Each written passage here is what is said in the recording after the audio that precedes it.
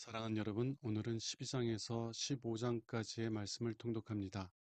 12장은 유다왕 요아스가 성전을 수리하는 이야기를 말하고 13장과 14장은 북이스라엘 백성들의 고난을 불쌍히 여기신 하나님께서 어떻게 그들을 돌보시는지에 대해 말하고 15장은 하나님의 긍휼에도 불구하고 금송아지를 섬기는 죄에서 돌이키지 않은 북이스라엘에 얼마나 빈번하게 쿠데타가 일어나는지를 말합니다.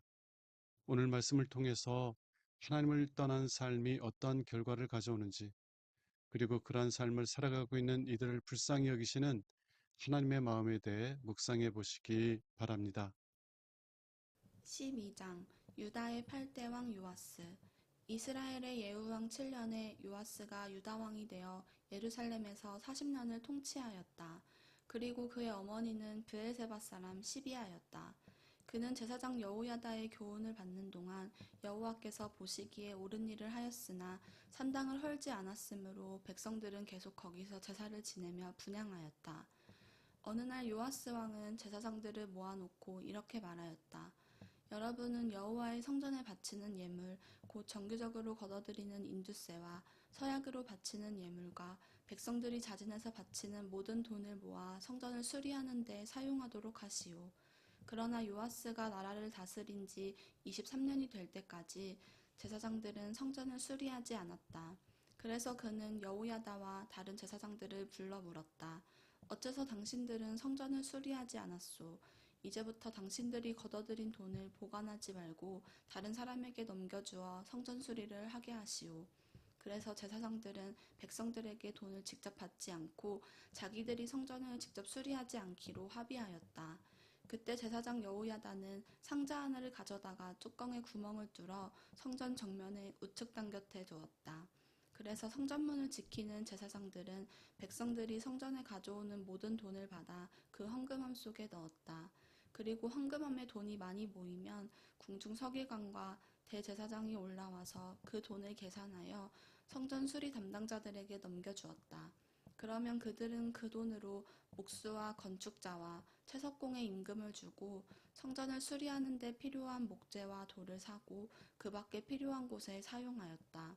그러나 여호와의 성전에 바친 돈은 은대접이나 불집게나 주발이나 나팔이나 그 밖의 금은 그릇을 만드는 데 쓰지 않고 오직 성전을 수리하는 데만 사용하였다. 그리고 성전 수리 담당자들이 아주 정직하게 일했기 때문에 회계보고를 받을 필요가 없었다. 그러나 죄와 잘못을 씻는 속건제와 속죄제의 예물은 그 헌금함에 넣지 않고 제사장들에게 주어 쓰게 하였다.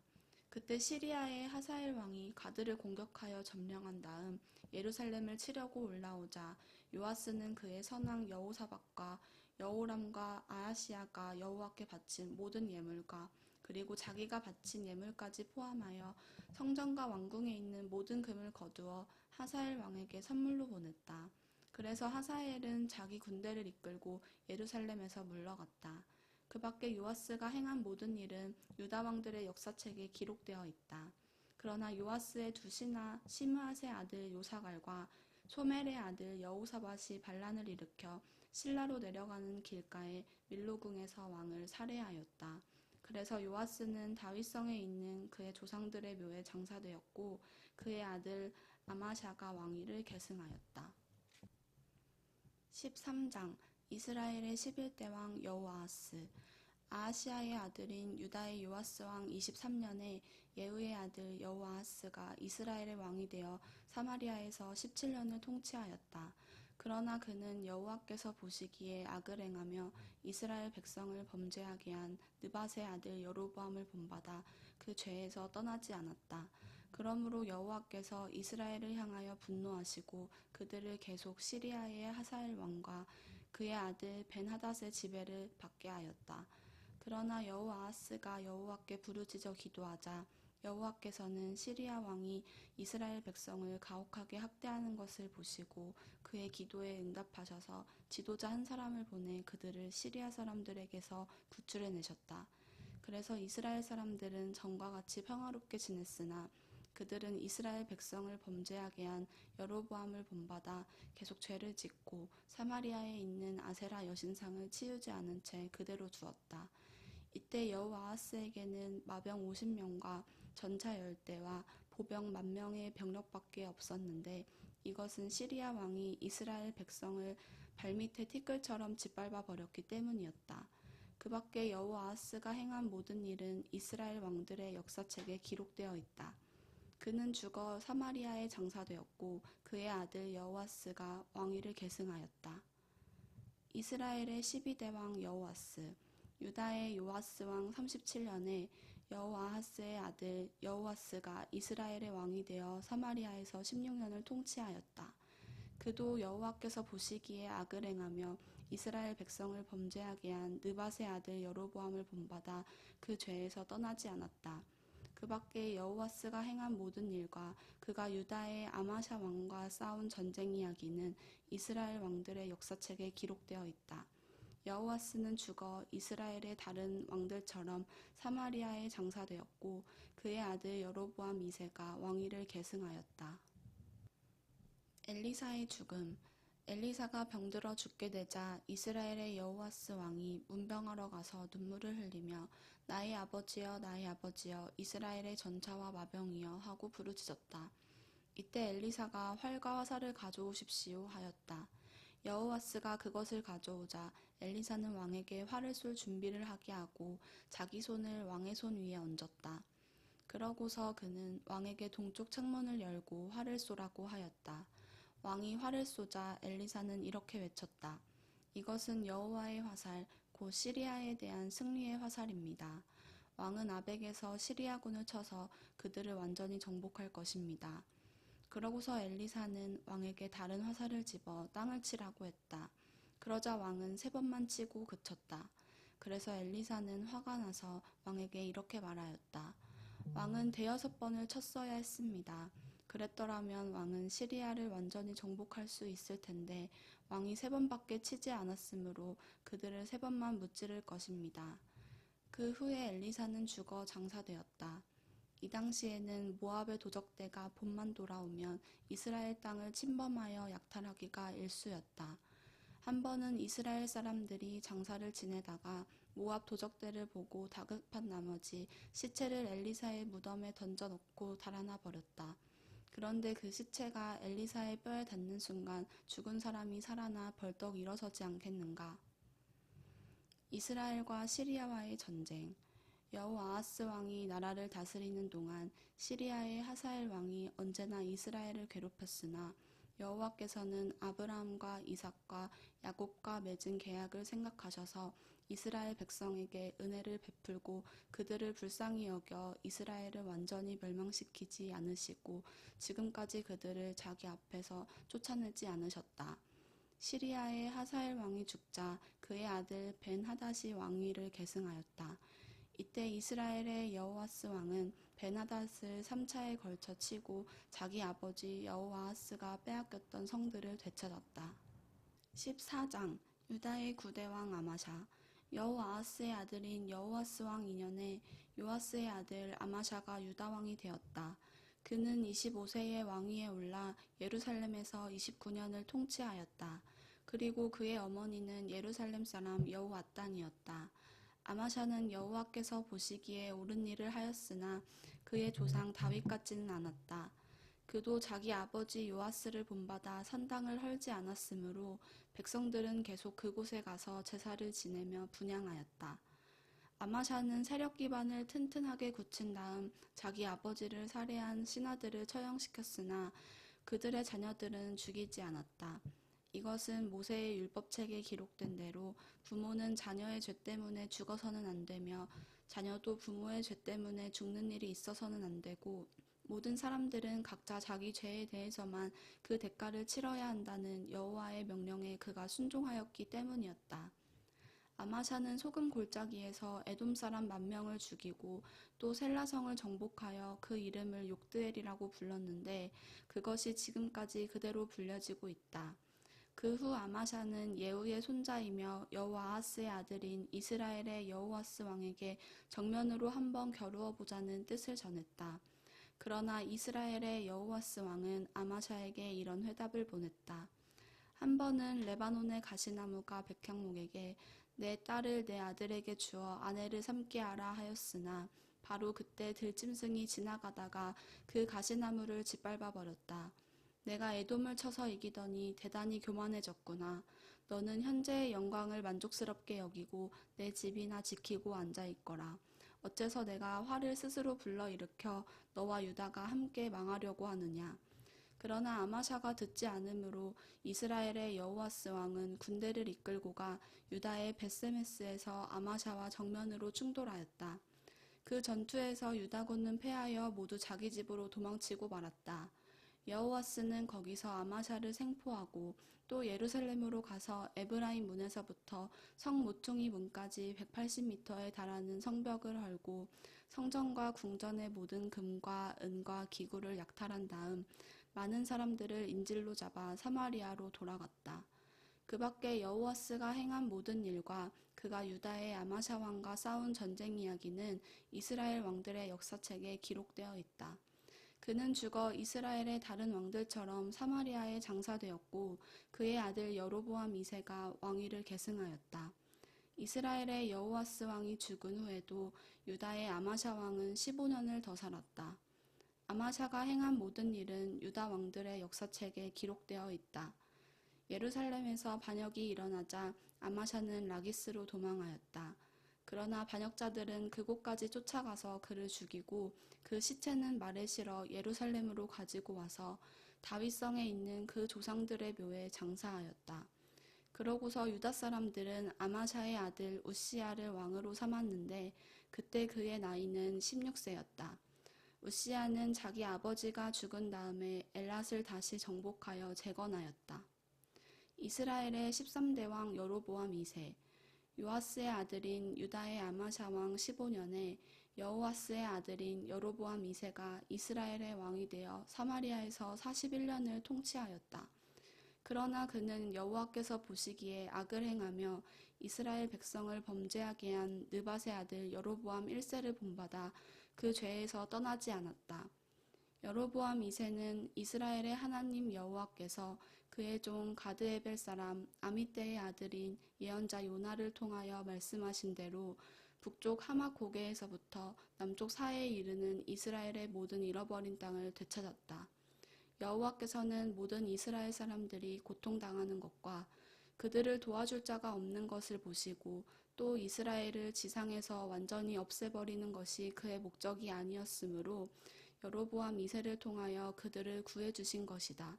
그 밖에 여로보암 2세가 행한 모든 일과 그의 전쟁 이야기와 그리고 다마스커스와 하맛을 다시 정복한 일들은 이스라엘 왕들의 역사책에 기록되어 있다. 그는 죽어 자기 조상들 곁에 장사되었고 그의 아들 스가랴가 왕위를 계승하였다. 15장 유다의 10대 왕 우시야. 이스라엘 왕 여로보암 2세 27년에 아마샤의 아들 우시야가 유다 왕이 되었다. 그는 16세의 왕위에 올라 예루살렘에서 52년을 통치하였다. 그리고 그의 어머니는 예루살렘 사람 여골리아였다. 우시야는 자기 아버지 아마샤를 본받아 여호와께서 보시기에 옳은 일을 하였으나 그도 산당을 헐지 않아 백성들이 계속 거기에 가서 제사를 지내며 분향하였다. 여호와께서 그에게 벌을 내리셨으므로 그가 죽는 날까지 문둥병자가 되어 별궁에서 지냈으며 그의 아들 요담이 대신 나라를 다스렸다. 그 밖에 우시야가 행한 모든 일은 유다 왕들의 역사책에 기록되어 있다. 그는 죽어 다윗성에 있는 그 조상들의 묘 곁에 장사되었고 그의 아들 요담이 왕위를 계승하였다. 이스라엘의 14대 왕 스가랴. 유다의 우시야 왕 38년에 여로보암 2세의 아들 스가랴가 이스라엘의 왕이 되어 사마리아에서 6개월 동안 통치하였다. 그도 자기 선왕들처럼 여호와께서 보시기에 악을 행하며 이스라엘 백성을 범죄하게 한 느밧의 아들 여로보암을 본받아 그 죄에서 떠나지 않았다. 야베스의 아들 살룸이 반역을 일으켜 그를 이블람에서 살해하고 자기가 대신 왕이 되었다. 그 밖에 스가랴가 행한 모든 일은 이스라엘 왕들의 역사책에 기록되어 있다. 이렇게 하여 전에 여호와께서 예후에게 내 자손이 사대를 이어 이스라엘의 왕이 될 것이다 라고 말씀하신 예언이 그대로 이루어졌다. 이스라엘의 15대 왕 살룸. 유다의 우시야 왕 39년에 야베스의 아들 살룸이 이스라엘의 왕이 되어 사마리아에서 한 달 동안 통치하였다. 그때 가디의 아들 므나엠이 디르사에서 사마리아로 올라가 살룸을 살해하고 자기가 대신 왕이 되었다. 살룸이 행한 모든 일과 그의 반역 행위는 이스라엘 왕들의 역사책에 기록되어 있다. 그때 므나엠은 디르사에서부터 시작하여 딥사와 그 성 안에 있는 모든 사람들과 그 주변 일대를 쳤는데 이것은 그들이 성문을 열고 그를 환영해 주지 않았기 때문이었다. 그래서 그는 모든 사람들을 죽이고 임신한 여자들의 배를 갈랐다. 이스라엘의 16대 왕 므나엠. 유다의 우시야 왕 39년에 가디의 아들 므나엠이 이스라엘의 왕이 되어 사마리아에서 10년을 통치하였다. 그는 여호와께서 보시기에 악을 행하며 이스라엘 백성을 범죄하게 한 느밧의 아들 여로보암을 본받아 평생 그 죄에서 떠나지 않았다. 그때 아시리아의 디글라 빌레셀 왕이 이스라엘을 침략하자 므나엠은 그에게 은 34톤을 주고 그의 도움을 받아 자기 권력의 기반을 굳히려고 하였다. 그는 부유층의 이스라엘 사람들에게 강제로 1인당 은 570g씩 내게 하여 그 은을 아시리아 왕에게 주었다. 그래서 디글라 빌레셀은 자기 군대를 철수시키고 더 이상 그 땅에 머물지 않았다. 그 밖에 므나엠이 행한 모든 일은 이스라엘 왕들의 역사책에 기록되어 있다. 그는 죽어 장사되었고 그의 아들 브가이아가 왕위를 계승하였다. 이스라엘의 17대 왕 브가이아. 유다의 우시야 왕 50년에 므나엠의 아들 브가이아가 이스라엘의 왕이 되어 사마리아에서 2년을 통치하였다. 그는 여호와께서 보시기에 악을 행하며 이스라엘 백성을 범죄하게 한 느밧의 아들 여로보암을 본받아 그 죄에서 떠나지 않았다. 그때 그의 군대 지휘관 중 한 사람인 르말랴의 아들 베가가 길르앗 사람 50명과 함께 반역을 일으켜 사마리아 궁중 요새에서 왕과 아르곱과 아리엘을 살해하고 자기가 대신 왕이 되었다. 브가이아가 행한 모든 일은 이스라엘 왕들의 역사책에 기록되어 있다. 이스라엘의 18대 왕 베가. 유다의 우시야 왕 52년에 르말랴의 아들 베가가 이스라엘의 왕이 되어 사마리아에서 20년을 통치하였다. 그는 여호와께서 보시기에 악을 행하며 이스라엘 백성을 범죄하게 한 느밧의 아들 여로보암을 본받아 그 죄에서 떠나지 않았다. 베가가 나라를 다스리던 당시 아시리아의 디글라 빌레세 왕이 이스라엘을 침략하여 이온, 아벨벤 마아가, 야노아, 게데스, 하솔, 길르앗, 갈릴리, 그리고 납달리 전 지역을 정복하고 그 백성들을 사로잡아 아시리아로 끌고 갔다. 그러자 우시아의 아들인 유다의 요람왕 20년에 엘라의 아들 호세아가 반역을 일으켜 르말랴의 아들 베가를 살해하고 자기가 대신 왕이 되었다. 그 밖에 베가가 행한 모든 일은 이스라엘 왕들의 역사책에 기록되어 있다. 유다의 11대 왕 요담. 르말랴의 아들인 이스라엘의 베가 왕 2년에 우시아의 아들 요담이 유다 왕이 되었다. 그는 25세의 왕위에 올라 예루살렘에서 16년을 통치하였다. 그리고 그의 어머니는 사독의 딸 여루사였다. 요담은 자기 아버지 우시아의 모든 행위를 본받아 여호와께서 보시기에 옳은 일을 하였으나 그는 산당을 헐지 않았으므로 백성들이 계속 거기에 가서 제사를 드리며 분향하였다. 그리고 그는 성전의 북문도 건축하였다. 그 밖에 요담이 행한 모든 일은 유다 왕들의 역사책에 기록되어 있다. 그 당시에 여호와께서는 시리아의 르신 왕과 이스라엘의 베가 왕을 보내 유다를 치게 하셨다. 요담은 죽어 다윗성에 있는 그 조상들의 묘에 장사되었고 그의 아들 아하스가 왕위를 계승하였다. 사랑하는 여러분, 오늘 말씀을 통해 다음 사실을 묵상해 보시기 바랍니다. 예후 왕조를 마지막으로 북이스라엘에는 어떤 왕조도 존재하지 못하게 되었습니다. 예후 왕조의 다섯 번째 그리고 마지막 왕인 스가랴가 살룸의 구테타에 의해 무너진 이후부터 이스라엘은 멸망할 때까지 계속 구테타에 의해 새로운 왕이 세워졌습니다. 구테타를 통해 스스로 왕이 된 자들 모두 구테타로 죽임을 당했다는 것입니다. 왜 이러한 비극적인 일이 일어난 것일까요? 하나님을 경외하는 마음에서 떠나면 사람들은 언제나 자기가 보기에 좋은 대로 살아가게 되기 때문입니다. 다르게 표현한다면 누구나 스스로를 왕으로 여기며 자신이 원하는 대로 살아가게 된다는 것입니다. 그리고 산에 호랑이가 둘이면 한 마리가 죽을 때까지 싸움이 일어나는 것처럼 서로가 왕이라고 여기는 곳에도 한쪽이 죽을 때까지 왕권 쟁탈을 위한 싸움이 일어나게 되는 것입니다. 만일 이스라엘 백성들이 하나님을 경외하며 하나님을 자신들의 참된 왕으로 고백하며 살았다면 서로 간의 분쟁이 일어났을 때에 하나님의 뜻에 복종함으로 그 분쟁을 극복해 나갈 수 있었을 것입니다. 그러나 불행하게도 그들에게는 그러한 분쟁을 극복할 수 있는 어떠한 방법도 없었습니다. 왜냐하면 그들은 그들의 마음에서 하나님을 몰아내고 자신들을 스스로 왕으로 세웠기 때문입니다.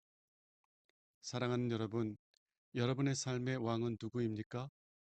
여러분은 분쟁과 갈등이 일어날 때 하나님의 뜻을 구하고 그 하나님의 뜻에 순종하고 있습니까? 만일 여러분이 진정으로 하나님을 여러분의 왕으로 섬기고 있다면 그러면 여러분들은 하나님의 뜻을 구하고 그리고 그 뜻에 순종할 것이며 하나님께서는 여러분의 삶에 그리고 여러분의 가정에 참된 평안을 주실 것입니다. 기도하겠습니다. 하나님 아버지, 분쟁과 갈등이 일어날 때 저희가 하나님의 뜻을 구하고 그 하나님의 뜻에 순종할 수 있는 마음을 주옵소서.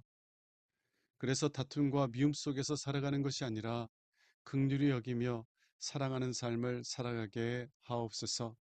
우리 주 예수 그리스도 이름으로 기도합니다. 아멘.